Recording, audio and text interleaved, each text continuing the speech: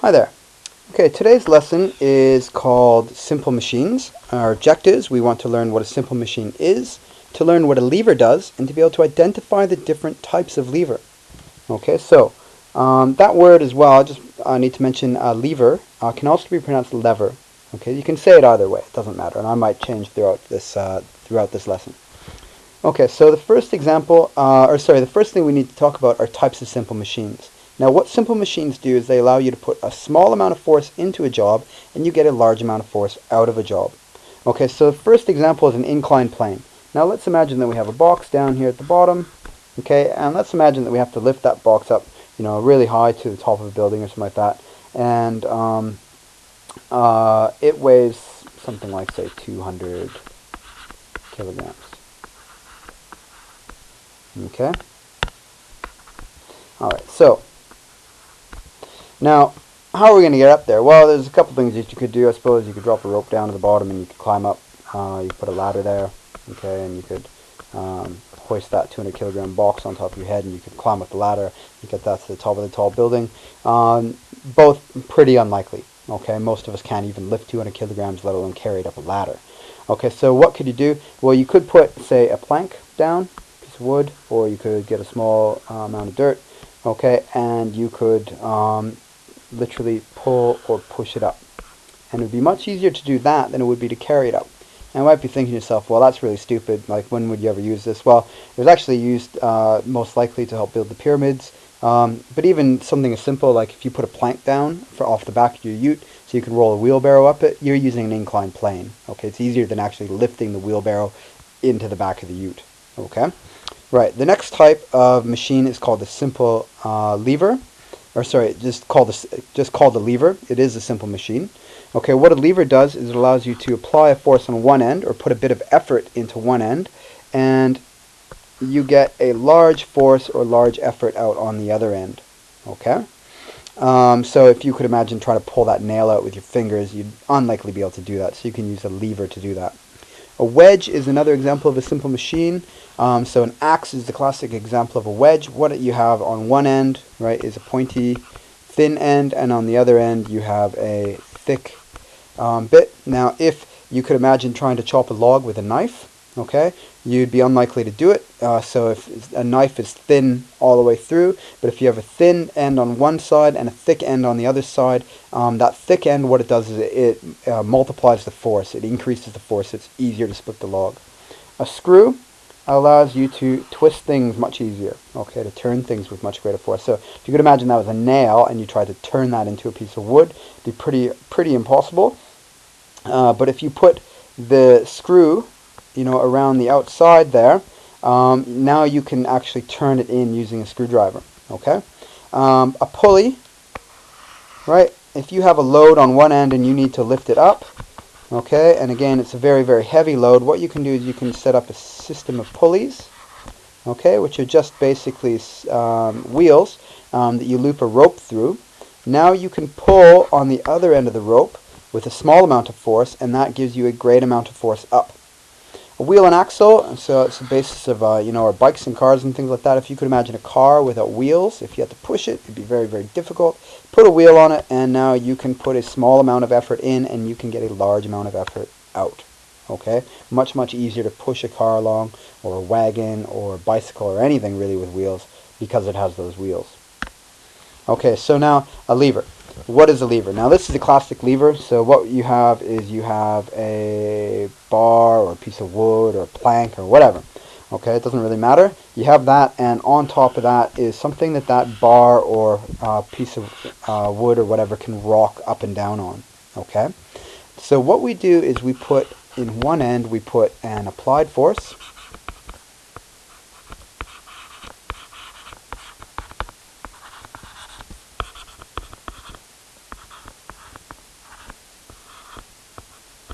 So we can push down on one end of the lever, and that will lift the other end of the lever up. Okay, now that end of the lever is carrying what we call the load. Okay, so I put an applied force, push an applied force down. Another thing that we can call this as well is the effort.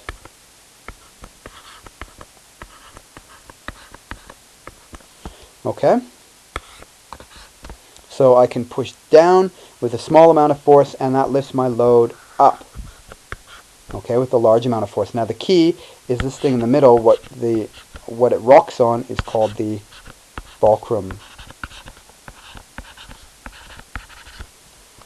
Okay. Now what you're looking at here is just one type of lever. I've used this as an example because it's the most common type, or the type that most people are familiar with as a lever. It's basically a seesaw is what it is. Okay. So now let's have a look at the different types of levers. There's 3 types of levers, and we call them classes of lever. Okay.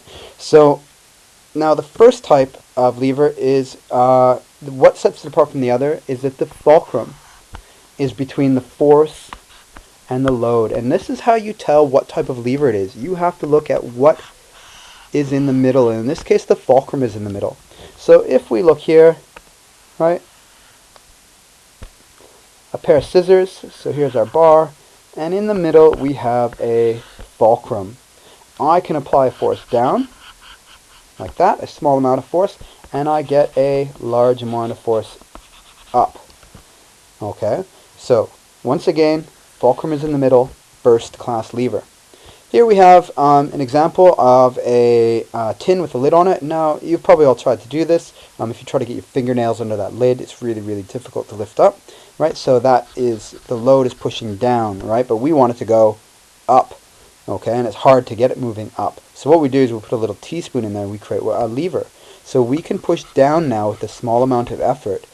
The fulcrum is in the middle here, and that pushes the top of the lid up with a large amount of effort, okay, or a large amount of force, I should say. Now the key thing again is that the fulcrum is in the middle. Here's the effort, here's the load, fulcrum is in the middle, okay? That's a first class lever. Second class lever, okay, now in this case the load is in the middle. So the load is between the effort and the fulcrum. Classic example of this is the wheelbarrow. Here's the effort, or the applied force. Here's the fulcrum, and in the middle is the load. Okay, and what you can do is you can lift up, and the load, right, is pushing down like it's, but we want to get it moving up, don't we? So we can lift up with a small amount of force, and that lifts the load up with a large amount of force. Okay? Right, so now another example is a walnut. I'm sure there's some people out there who can probably crush a walnut with their bare hands. I'm not one of them. So around Christmas time I tend to get out the nutcracker. Okay, so in this case the load is pushing outwards like that, and we want to push inwards so that we can break that nut. So what we do is we get a lever, okay, the nutcracker. So we can put,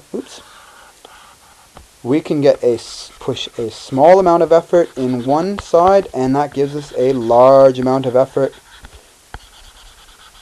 going out the other end, okay, so that you can crack your nut, okay, sorry, I should say a large amount of force, okay. Now once again, key thing, there's your effort, there's your fulcrum, the load is in the middle, okay, so second class lever, the load is in the middle, okay.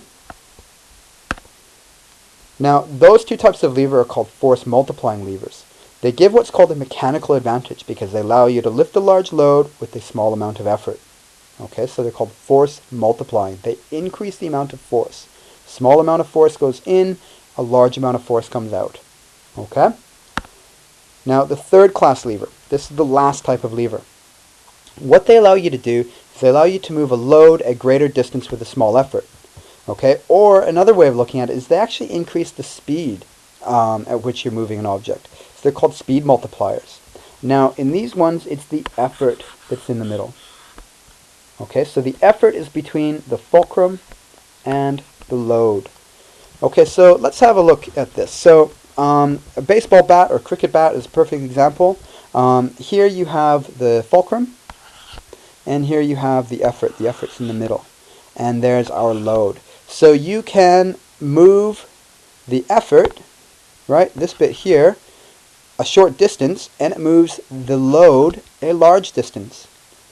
You can also move the effort slowly, and it moves the load quickly. Okay, that's why with a baseball bat or a cricket bat you can hit the ball much further with that lever than you could, say, if you had to smack it with your hand. Okay. Another example, and the classic example, is the broom. Okay, now I think this is a better example. Here we have the effort in the middle again. Okay, and so what we can do is we can move our hand a short distance in this direction, and that will move the broom a greater distance. Okay, making the sweeping up a lot easier. You don't have to move your hand back and forth so much. Okay, it also, though, you move your hand slowly, okay, and it moves the end of the broom quickly. Now the key thing here, right, we have one end the fulcrum, the other end is our load, in the middle is the effort. So in both cases, the effort is in the middle. That's what makes it a third class lever. Okay, so I'm going to give you a bit of practice with this. Now, we have first class, second class, third class levers. Okay, and some of these are force multipliers and some of them are speed multipliers. I'd like you to try to think which one of these things is a first class lever, which is a second class lever, and which is a third class lever. Then I'd like you to group them into force multipliers and speed multipliers. So pause the video, right? Give it a go, and when you restart, I'll tell you the answer so you can see how you did. Okay, so first of all, let's get our headings sorted out. So we have first class levers here. We have second class levers in the middle, and third class levers over here. Okay, so, and I'm just going to shift these things around a little bit so that we can see a bit more easily. Let me try to put this down here. Okay, so let's take the wheelbarrow to begin with. So, wheelbarrow, if I have a look, here's effort, here's the fulcrum, the load is in the middle. Okay, the load is in the middle, so that makes it a second class lever. Take the broom. Okay, the effort is in the middle. If the effort is in the middle, it is a third class lever. Let's do the screwdriver lifting up the lid off a tin of paint. If I look here, the fulcrum is in the middle. Okay, so if the fulcrum is in the middle, that makes it a first class lever. Okay, a pair of tongs. Right, the effort is in the middle. Okay, we all know in a pair of tongs, you press it in the middle, that's where you're putting in the effort. That makes it a third class lever. Tennis racket. Effort in the middle. If the effort is in the middle, it is a third class lever. Car door. The load is in the middle. Okay, if the load is in the middle, that makes it a second class lever. Let's spread these out a little bit. Okay, let's do the nutcracker. The load is in the middle. If the load is in the middle, that's a second class lever. Scissors. The fulcrum is in the middle. If the fulcrum is in the middle, that makes it a first class lever. Tweezers. The effort is in the middle. That makes it a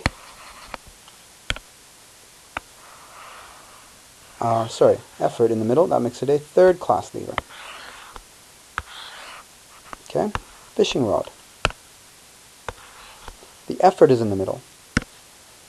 Okay, the effort is in the middle, that makes it a third class lever.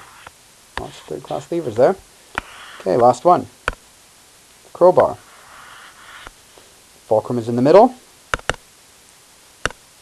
If the fulcrum is in the middle, that makes it a first class lever. Okay, that's what a lever does. Oh, sorry, I almost forgot. Which ones are force multipliers? Which ones are speed multipliers? Well, these two here, first and second class, are force multipliers. They increase the amount of force that you get out of the machine. The third class levers are all speed multipliers. They increase the speed.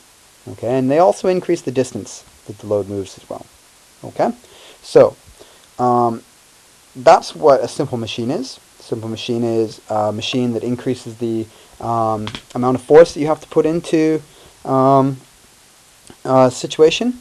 A lever okay, is basically a flat bar or a piece of wood or something like that that's on top of a fulcrum, okay, and that will increase the force, and it can also increase the speed. And there are three classes of lever. There's first class, second class, third class. And defining the type all depends on what is in the middle. So if the fulcrum is in the middle, that's a first class. If the load is in the middle, that's a second class. And if the effort is in the middle, that's a third class lever. Okay, thanks a lot for listening, and we'll talk to you soon. Bye.